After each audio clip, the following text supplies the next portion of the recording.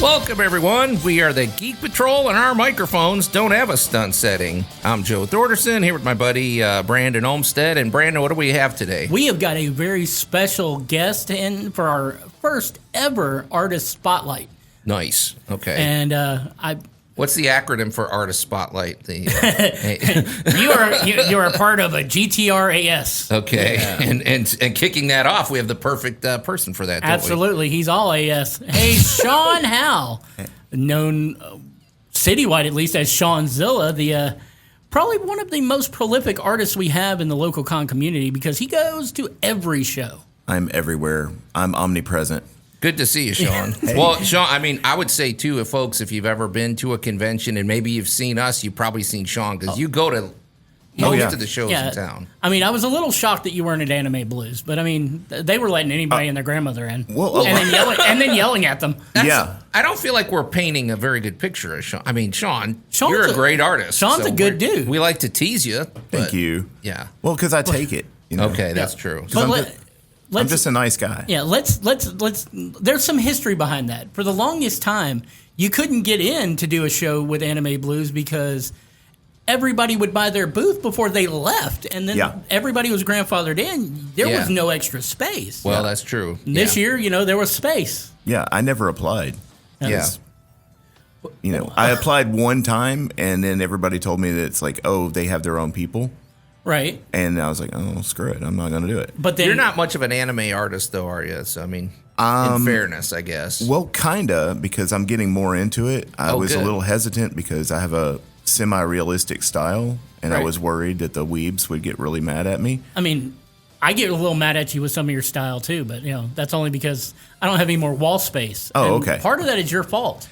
Well, Shawn, I'll give you this. Well, Brandon, you know how this is. Yeah. You're especially at a big crowded convention. You're walking through Artist Alley, or you're walking through the exhibitor hall, and you see some artists, and you see some artists, and your art, Shawn, stands out. I'll say that.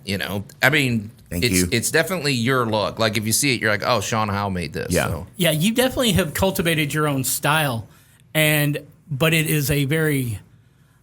And it's different than everybody else's that we see. Because, I mean, you'll go, especially when you're at an anime con, you go 400 booths down, and all you see is the same dynamic pose, just a different character in it. Yeah. You see, Dragon Ball and Miku and all that stuff, just boom, boom, boom, boom, boom, boom, boom, boom. Right. But I try to, I do that stylized realism with the characters, and I try to make them look like real people. Right. And I was worried that wasn't going to be very well received. And, sometimes it doesn't really work with the character. Like, I can't draw Goku like a regular person, No, he would look like he's trying to sell you a dime bag at the grocery store. Right, yeah. Yeah, no, it's not going to work. But, like Kakashi and Sesshomaru and other characters like that, it works great. Hey, all I remember as far as any of that goes is that I don't know anything about anime. Mm-hmm. My anime of choice is, Robotech. Yeah. Old. There's some good stuff out there, though. It's like, I'm glad, Shawn, you're embracing it because there is a lot of really good stuff. I would have to imagine you'd be into, like, Attack on Titan or Vinland Saga or some of those grittier, dark ones. So my kids are, but I've not seen anything new lately. But honestly, I think your art style with a Attack on Titan scene would be amazing. Oh, it's coming. Yeah. Okay. Well, hey, why don't we get a little history lesson? All right, you think? I mean, because the lore. Yeah, let's get the lore behind ShawnZilla. Yeah. I mean, first of all, how'd you get started? I got started because I grew up with kind of a rural Mississippi town at the time. It's hard to think of Olive Branch as a rural Mississippi town, but I mean. Well, but 15, 20 years ago, it was. Yeah, actually. I mean, I remember when it was. I was there when the first stoplight went in. Yeah. And you couldn't get access to stuff like comics and stuff. You could watch like He-Man after school. Right. But that's pretty much it. Now I wanted more of that, and it really wasn't readily available. So I started drawing my own characters because when I could get a hold of a comic book, I'd start emulating, John Byrne and, all these other artists. And then later in the 90s, I just jumped right into it with the Jim Lee and the Todd McFarlane and because I wanted to be. The Image Renaissance? Yes, which is a fantastic movie. the Image Revolution? Yeah. Yeah.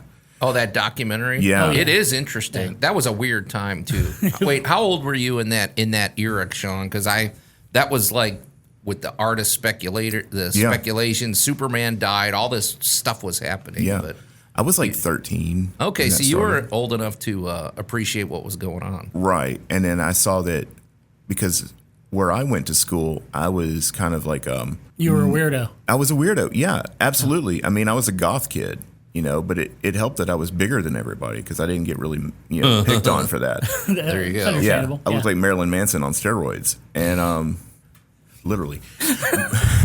I know it's hard to see, isn't it? Well, I mean, it's because we've gotten old. Yeah, we have. Yeah. But we're still young, but we're still old. I mean, we're immature. That's for dang sure. Well, Yes. were you good in art class and everything? Or did you guys have art class? I didn't take art classes until high school, and my art teacher loved me at first, and then he hated me.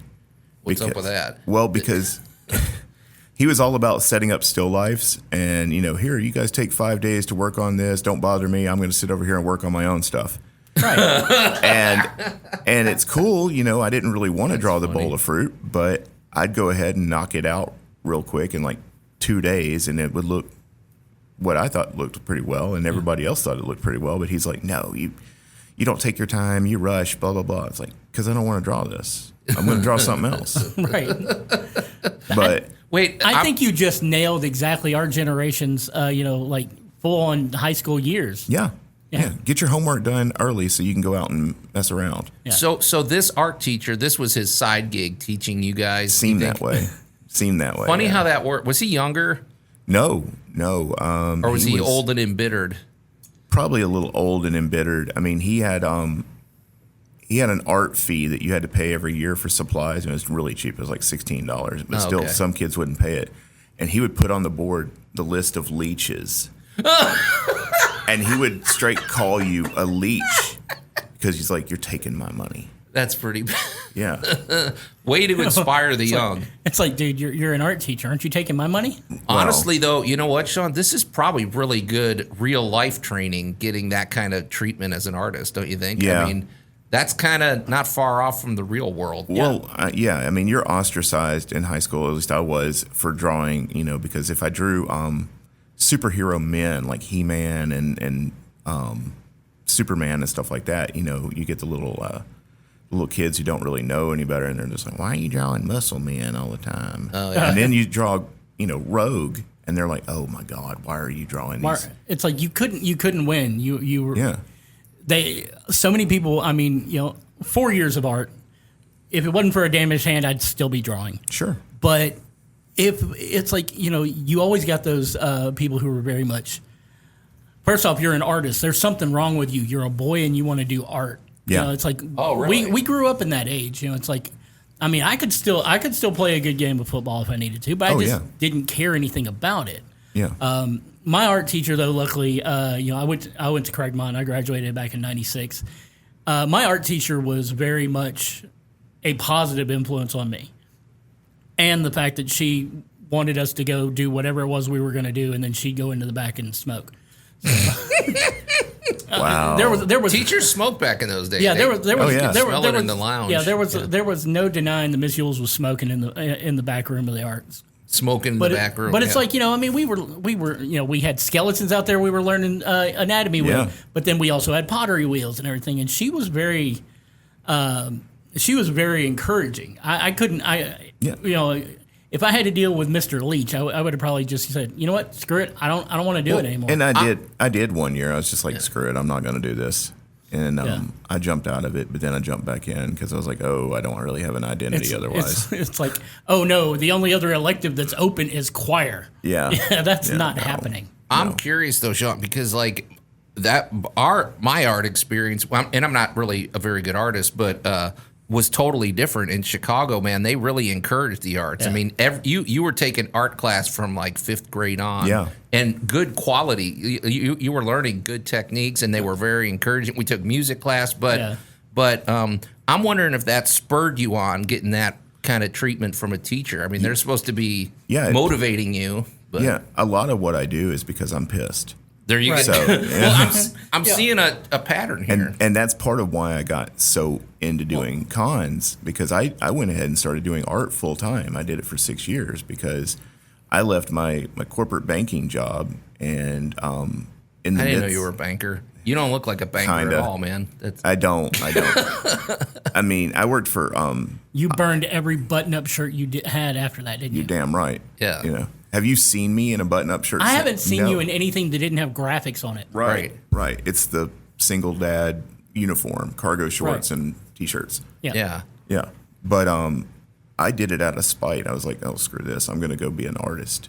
Yeah. And I mean, and, you know, honestly, Sometimes that's good enough, man. see, Yeah. I think, and I mean, I don't want to take too much away from your spotlight and Sure. put it back on us, but I think that's one of the reasons, Joe, that I gravitated towards working with you. You know, because when I was brought on for the first MCFC, I was supposed to be the gaming guest. We were going to run Debate of the Dead, and and that was about it. Well, But I enjoyed working with you because of the fact that you wanted to promote with the schools. You wanted to do the art thing. You wanted to inspire kids to do that.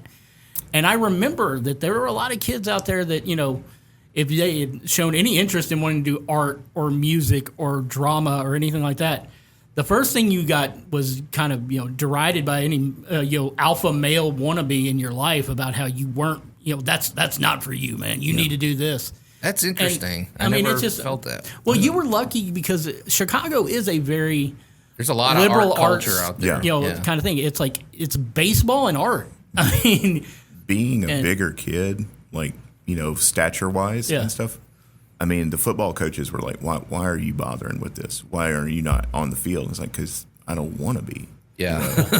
I want to do this. I mean, I'm not trying to run laps and all that other stuff. it's like, let's see. The worst part of my day could be I break my favorite colored pencil set, Right. or I get hit by 8 people who want to take a ball from me. Well, I'm going for the art. I did the other thing because I did have athletic outlets. I played soccer and I did kickboxing and stuff like that. So that was more fun to me than getting out on the field and going, Right. because I mean, it's a small Mississippi town, and everybody loves the football team, Right. or they hate the football team, depending on how you do it. Depending Right. on what day it is. Right, exactly, or how you did Friday What night. the record Yeah. is. Yeah. Right. Yeah.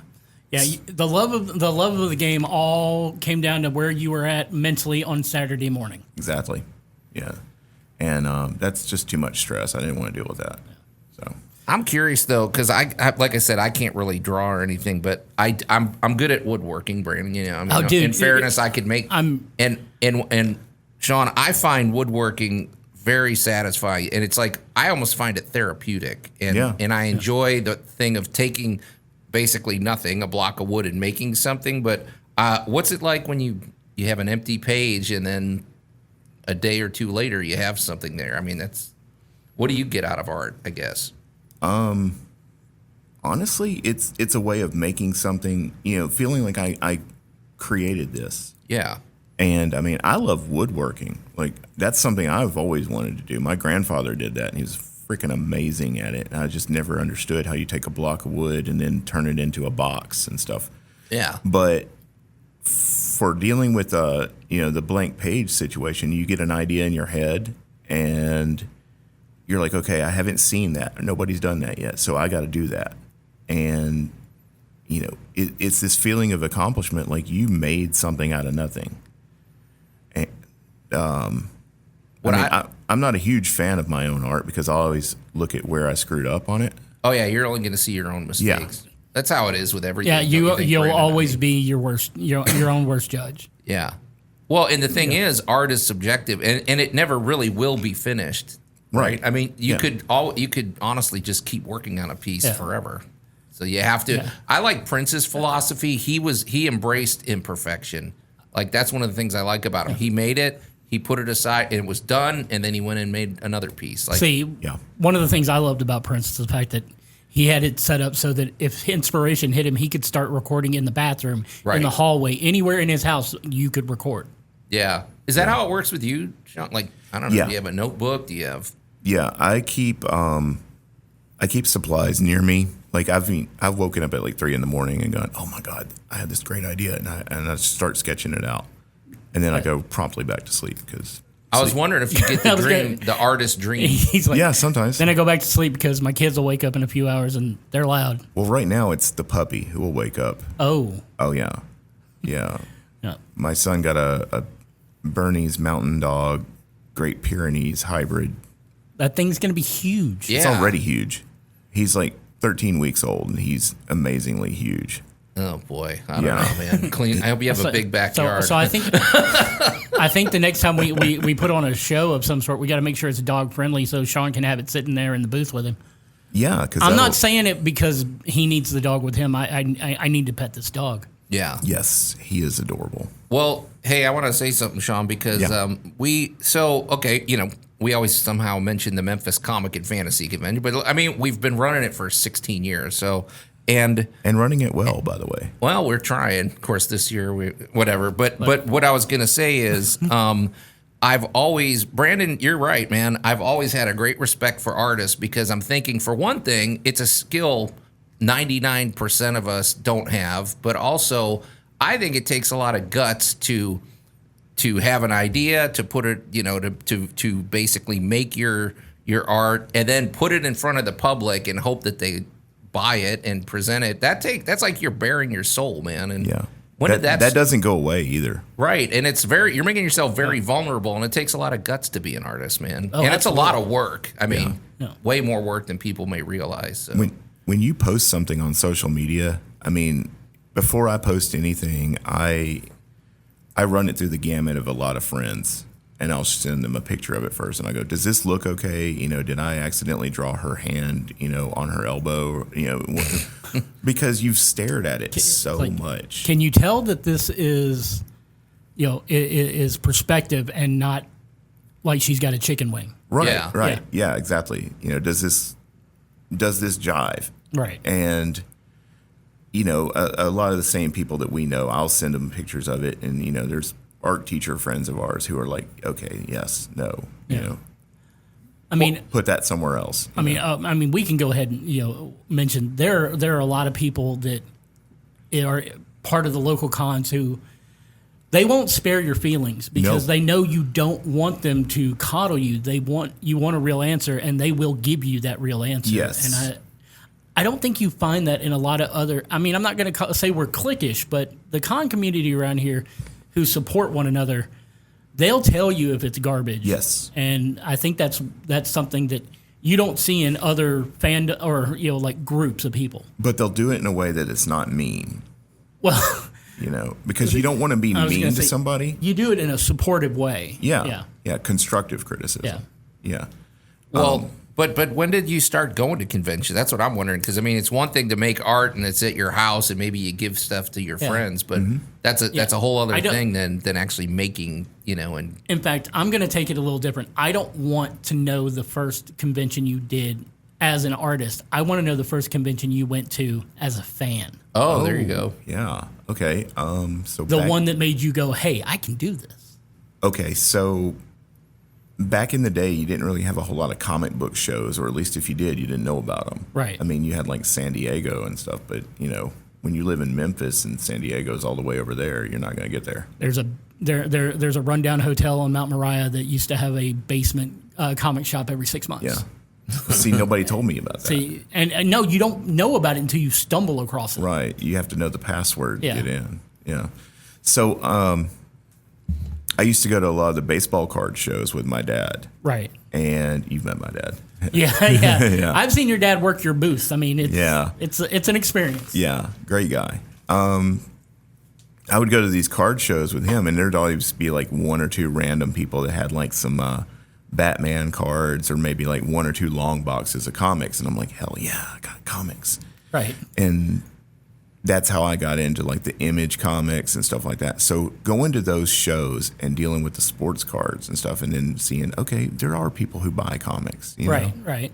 And then Wizard magazine and stuff like that came out, and you're like, holy crap, this is actually like, you get paid to do this? Yeah, but we won't talk about Wizard because we'll end up having to pay a licensing fee. Yeah. Okay. Yeah. Unnamed magazine. Yeah. Yeah. So yeah, that's kind of what made me start thinking about, okay, I'd love to be at a show and signing my own books or selling my own prints or something like that. Right. But then I went to college and I burned out and I didn't draw again for like 13 years. Which is understandable. Yeah. Because you were a corporate banker.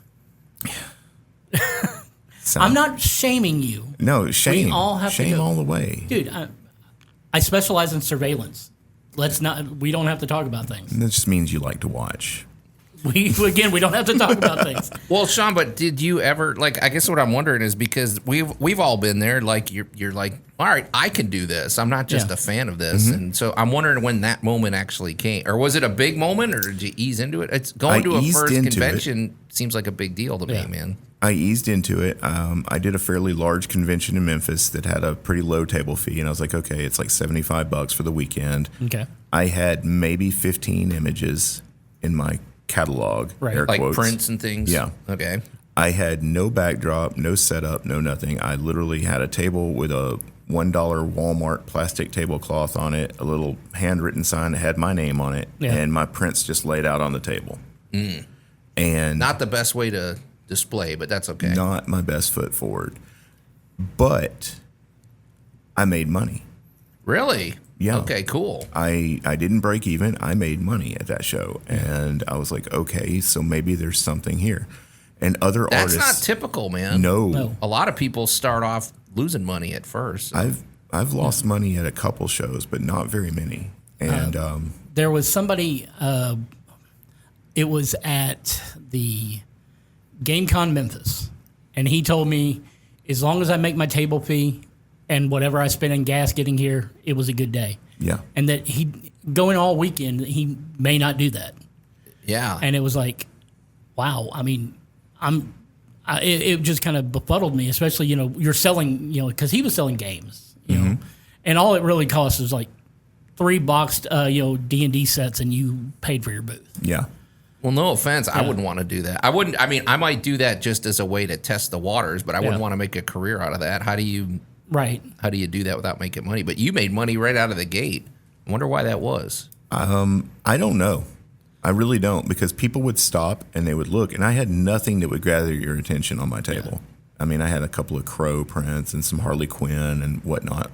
Right. But people would stop, they would look, we would talk, and I talk to people at my tables. Like, I don't just sit there and draw and go, if you buy, you buy. We talk. That's important. Yeah. Yeah, you have to engage. When I see people ask me all the time, and they're like, why don't you draw at shows? And it's like, because I don't want to just not, give people attention at my table, Well, you might miss the sale. I mean, I've always had this opinion, because I'm a vendor myself. I would sell my woodworking stuff. Yeah. Mm-hmm. I've always felt you got about a 2 to 3 second window to either make something happen or it's a missed opportunity. If somebody walks by and you're looking down at your phone and whatever, or not even paying attention, that's a wasted opportunity. So. Yeah, and you got to catch that attention when they walk by. Yep.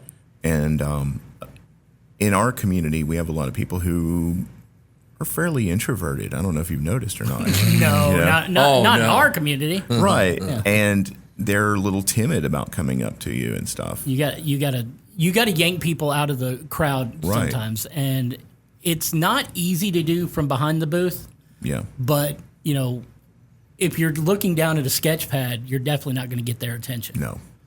And they're still going to ask you if you drew this. Yeah. You're not going to get away from that question. So, I mean, why take your attention away from it?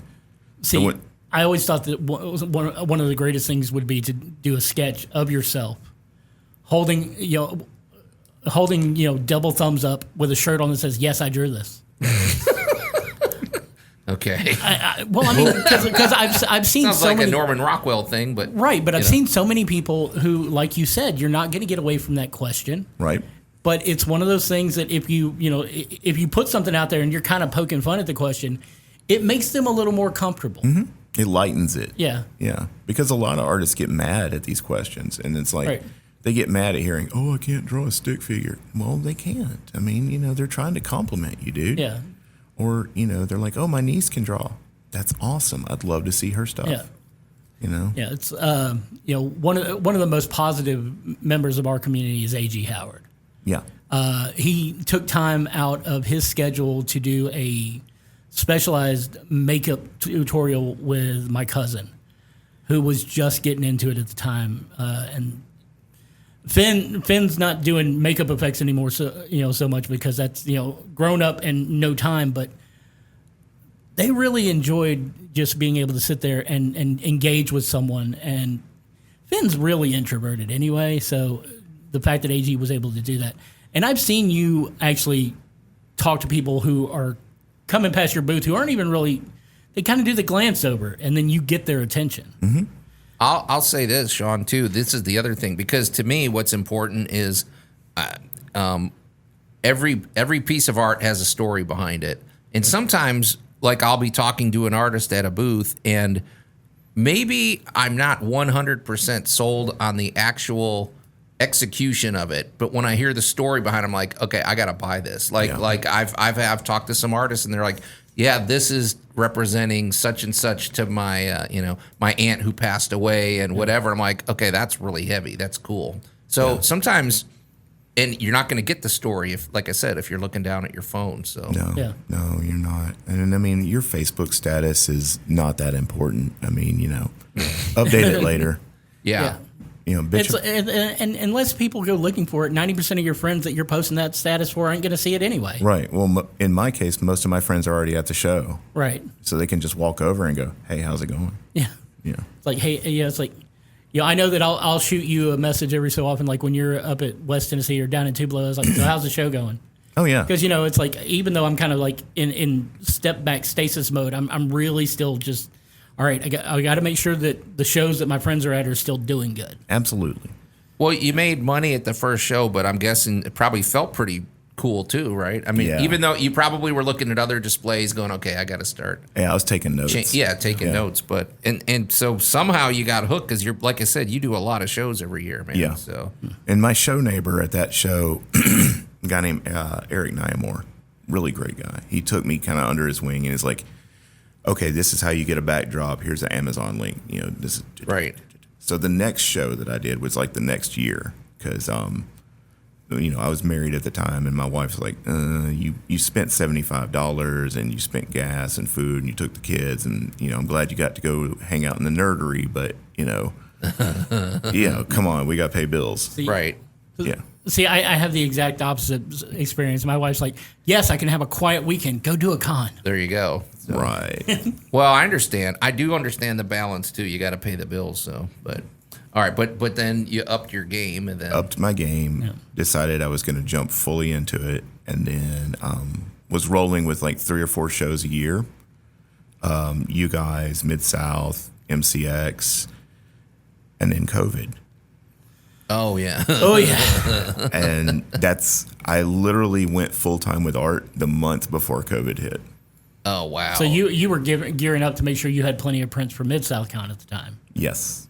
Yeah. Well, to paint a picture, folks, that's spaced out almost quarterly. You had, Mid-South Con in March, then you had, you said, what was the next one, ours? Or no, Comic Expo. Comic Expo, which is in yeah. September or October, depending on the year. Then we're in November.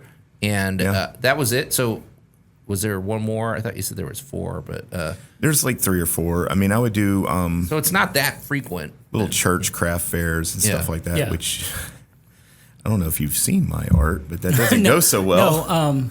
No, more of the stuff that you have on display, especially when you're with us or Mid-South Con, is you're good, all ages, family friendly. But I've seen your spicy, prints. Some of it can be graphic violence too. So right, yeah, horror, yeah, some really gross stuff. But the stuff that you do, even some of your all ages stuff, is not quite what you expect at a church fair. No. Yeah. Well, and you can't be worried about offending people, but you can apply common sense. Right. Well, there's the right audience and the right stuff to present. Right. Yeah. Like I think you'd probably clean up at Cooper Young. Yeah, you've never set up at Cooper Young. I've not, because every year I say I'm going to do it, and then every year I message Tamara and say, hey, can I do Cooper Young? And every year she's like, yeah, absolutely. We'd love to have you. And then life be lifing and stuff happens. We know about life being lifing. Well, that's in September too, and it's always for whatever September and October. Always just there's things that happen. It's like that can overrun your life. Yeah. But that's just life in the Mid-South, though. But Absolutely. Shawn, you're at a lot of shows now, and so you've seen a lot of things. And how do you enjoy? Are you basically a full-time artist now? Back now that we've recovered from COVID, I hope. But I'm not anymore. Last year, I decided that art was a little too inconsistent because I do variant covers for independent books, and that kind of slowed up. And the book covers, like novel covers and stuff like that, kind of slowed up. And I was like, okay, just to have a foundation, I'm going to go back to doing a day job. There's nothing wrong with that. Yeah. Right. Except for I get so worn out by the day job now. I'm like, I don't want to draw. That's the balance, man. It wipes you out creatively. So, yeah, it's tough. So, but out of your shows now, the ones you do that are pretty much I'm going to be there annually. What are the ones that treat you best? Tupelo Con, anything that Austin Bell does is great. he's a good dude. Yeah. We like Austin. I do. I tend to do exclusive prints for his shows. Okay. So I'll be doing an exclusive print for West Tennessee next month. Sweet. Well, I've already done it, and it'll be out there. MCFC, obviously. Man, I used to love that show. I did too. It was great. Memories. We're working, man. Mid-South Con is great in many ways.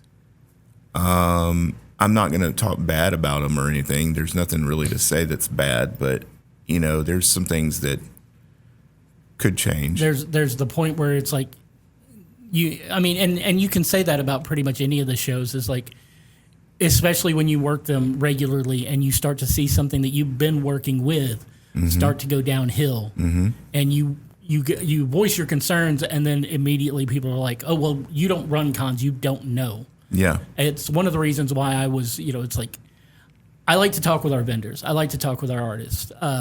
And I mean, it's one of the reasons why, when we get our footing back under us and we get shows going again, that's the reason I've reached out to, you're one of them, to have a liaison in the different areas. It's like, and yeah, guys, this is first being said here. Shawn's going to be my artist alley liaison when we get back to doing shows again. Now, is that a draw or is that going to be a repellent for? Well, I think one of the things, and I don't want his head to get any bigger than it actually is, but one of the things about Shawn is that if there is an issue and he knows about it, he's going to come to the people who can fix it. Yeah. And so many people are so scared to actually voice their concerns when something's going on because they don't want to rock the boat. Or they'll go very much the other way Right. and make it a big deal when it doesn't have to be. Right. And, it's like, I've reached out to you for doing it with the artist. I've reached out to Jen to do it in the vendor room because I know that both of you tend to get along with everybody. And that's... Yeah. I try to. That's not easy to do sometimes, and No. especially if people are having a bad weekend. Well, and the convention organizers are running around the whole show, and if you're there in the trenches, you're right there, and you're hearing things and seeing things we may not see. So it's good to have somebody that's kind of can give you an unbiased opinion, or can maybe even settle down issues. It's like, and without us, I like the idea of there being someone in the trenches, like Joe said, who can pick up a radio and go, hey, if you guys see Brandon, could you send him this way? Hey, if you see Joe, could you send him this way? Yeah. Because it's better than every individual trying their best to track us down, because I don't remember a weekend doing MCFC where I wasn't, I could have made my steps and everybody else's steps on their Fitbit if they just latched them to my leg. Yeah. Right. Yeah. Well, but Shawn, we're in a weird situation here in Memphis. Brandon and I remember, when literally it was Mid-South Con and Shadow Con, and then us. There was basically that was it, and then Anime Blues. But it was having a convention was a big deal back then. Well, it's not anymore. In fact, we're just con saturation. There's too many. It can't be good for you guys. I know it's not good for us. I mean, if there's a convention literally almost every month, that's why we had to back off this year. The community needs to reset itself, I think. Oh, yeah, absolutely. I mean, having some smaller shows like the Mid-South Collectible Toy Show in Bartlett that Alex Moody does. Yeah, I don't. Well, that's the thing is, I think Alex's shows have always been able to keep people's interest peaked, and he's doing a really good good deal. I mean, having because he does 4 shows a year, something like that. I think that's what he's trying to do now. Yeah, and I mean, he kind of hits between the cons, so he doesn't really it's not like he's trying to compete, but he is putting the effort in there to do something positive with the community. Right. And I've got a lot of respect for it, for what he's doing, because those are the shows that get people kickstarted to where they want to go to the bigger shows, and then the bigger shows, and somebody who might go to his next show, which is coming up in August. Yeah. You see that show, and then you go do something like Mid-South Con or an MCFC, and then you go, all right, I want to go to Nashville and do the big horror con up there, or I want to go to San Diego and just be immersed in the and it gets people into the culture. Yeah. Because it was small shows like the one he's doing. And I mean, they're getting bigger. The venue's getting crowded. Yeah. He's going to have to look into a bigger space soon. Pretty soon, yeah. And another thing that got me into doing shows, because I was like, okay, I don't know if I can do this or not. And I hate to give him any kind of credit because he gets enough already, but Josh Mason's cosplay videos. Oh, yeah. They made con. We love Josh Mason. Yeah. Josh is amazing. Yeah. Yeah. He's positive too. That he's the energy we need. I've never seen him in a bad mood. No. I think I've only seen him frustrated twice in the entire time I've known him. Yeah. Yeah. He's a great guy. And his cosplay videos, and I finally told him one day, I was like, that's what did it for me, is watching your cosplay videos and watching how much fun this is. Yeah. And going, okay, yeah, I'll go do this. There's a good fun story about Josh Mason doing it was our first year at the Hilton, and we partnered up to do the film festival with him. And that wasn't Josh Mason. No. He debuted his film at the thing. Okay. He was in the film. He was festival. in the film festival. Right. That's the Unreal Film Festival. That's because that was Dwayne and Dwayne Jim. Craig was and Jim Weeder. Yeah, Jim Weeder, and it was a fun little jumping off point. But it was where I met Josh for the first time because he was debuting one of his No More Sorrows movies, and I think it's the one that's got Alan in it. He said that was his first convention he's ever been to, and that was the year we had Tom Kenny, the voice of SpongeBob SquarePants, who was hands down one of the nicest people in the world. He was great. I have my issues with Tom, and it's because of the fact of him being as nice as he is. Yeah, he's not punctual. You can't get him out of the hotel and get him to the airport on time. Yeah. And he didn't even want to stop to eat or anything like that. He just kept going. He was a machine. But yeah. I don't know, Shawn, you must have seen this. You know how this is. There's almost like these characters and these friends that you're like, when you see them, you're really glad to see them, and you have these great conversations. But the truth is, you really only see them at conventions. Yeah. Like I've got these con friends, you could say, and so I do want the community to reset itself, but financially, you can't run a show every month. I mean. Yeah.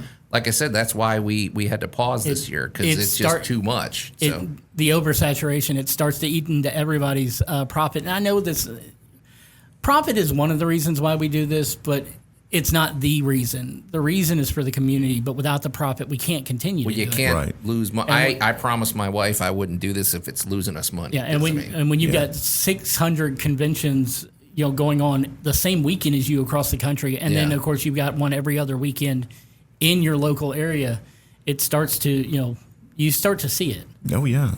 But I think things are resetting themselves because the truth is some shows came to Memphis and said, oh, I'm going to try this, and it didn't go so well, so they're not coming back. So I feel like in a year or so it might be more of a special thing to have a convention. But Brandon, so you can't make me wait a whole nother year. No, but I'm thinking too that conventions themselves need to step up their game in terms of you can't just open a room and say here's a bunch of vendors and here's some celebrities over here and this is our convention. I think you got to put a real special effort into the programming and maybe something different that we haven't seen before. And I'm going to put the question to you, Shawn. What is something that you would like to see at one of our local shows that you don't see?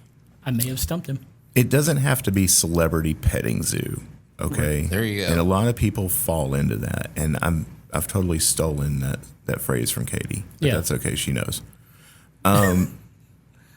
People think that as long as you have a good vendor room and a few celebrities, like you just said, then that's all you have to do. You have to do other stuff too. You have to do programming. You have to do fun events, especially if you're going to charge so much money to get in.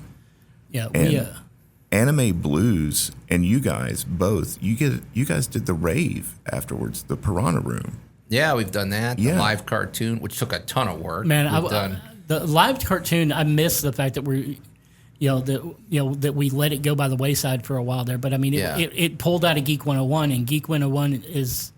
Geek 101's a lot of work. Field trips for students that are educational. But we've always believed that it should be activity-based and affordable for families. Yeah. I mean, our convention, I will say, has always been the most affordable. And considering what you get when you come to the Memphis Comic and Fantasy Convention, I think it's one of the best entertainment values in town. I'm sorry, but it is. For $25 you get, I mean, you could be there from morning till night. And here's the thing. I don't want to talk bad about any of the other conventions around us. There are conventions that run by people that we don't necessarily see eye to eye with. Mm-hmm. But we don't want their shows to fail because we want the community to thrive. It doesn't have to be a show for me. It doesn't have to be a show for you. But one of the things we definitely have to do is we've got to start doing something different, or else, what's the point of even trying to come back? Right. Yeah, I feel like there needs to be kind of a reset and earn people's business or their attendance and stuff. So, it's hard to ask people to go and pay $40 to go into a con, especially if they have they're bringing their partner and their kids. I mean, I had people at a con message me and say, hey, I'm out front. I can't pay $200 for us all to get in and still buy stuff. So I started DoorDashing prints over to them from my table. I was like, okay, well, what did you want to get from here? That's awesome. Yeah. You got to hustle. So, hey, Shawn, we before we get out of here, though, we should talk about a few places that, first of all, how do people see your work? Like, is there I'm on Facebook or Instagram? Facebook, Instagram, TikTok. May even be a MySpace or a Wattpad or a Club Penguin. MySpace. I got a question. Do you get people to look at your art on TikTok while doing the dances? No.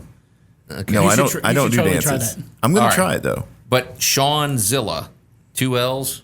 2 L's, 2 A's. Okay.